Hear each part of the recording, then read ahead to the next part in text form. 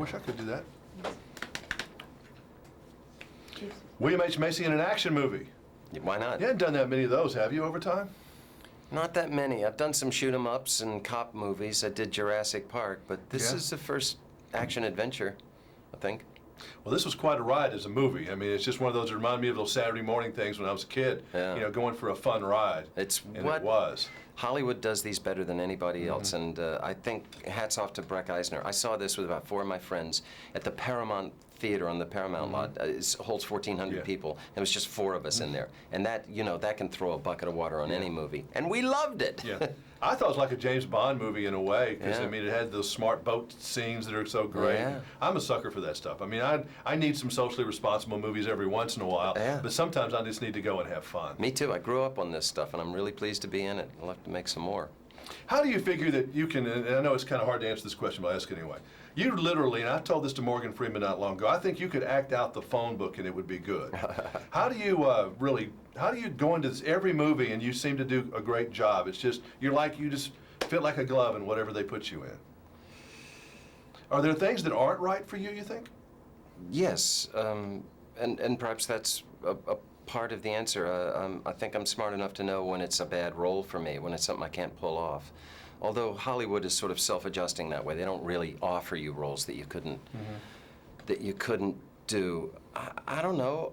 I think I've been really lucky. They've offered me great roles in nice movies. Oh, it beats me. Well, you know, like, for example, putting your character together.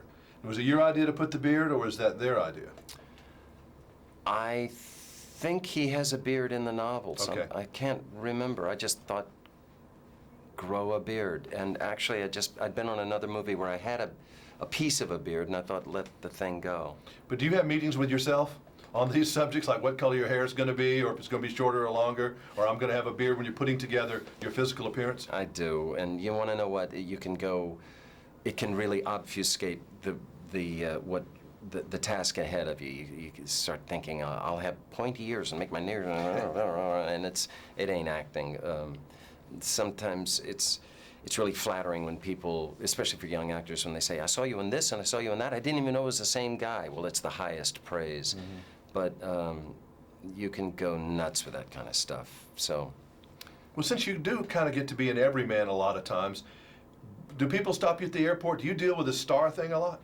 Because a lot of the parts you're in are not so glamorous. You know, I mean, they're quirky, they're interesting, they're integral, they're important. You know, I wondered if you get that much screaming and hollering at people at the airport thing. No, I get recognized. People are respectful. They're very respectful. Yeah. Although, you're right, a lot of people say things like, you know, you're nice looking in the movies. You're really a dog. Yeah, they do. I mean, you're Well, you not put a an skull old cap on, wool cap sometime in TV movies, and they don't make you look at your best. This guy here is kind of dashing. Yeah. In Sahara.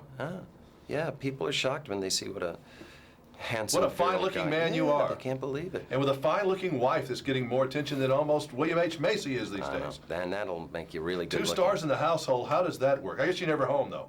She's never home, she's working home. No, she's got a good job. On a bad week, she works all 5 days. On a good week, she'll work 2 days. Sometimes she gets to come home for lunch. It's an ensemble. Isn't that crazy how big things like that happen in Hollywood? You've seen it many times, but when you're part of a phenomenon like she's in, that must be just crazy. She only recently got it. It's been running for a year. It was only a couple of months ago we were driving along and said, do you know what's happened? And Felicity said, what are you talking about? I said, do you know what you're in? Do you know what's happened? And she didn't.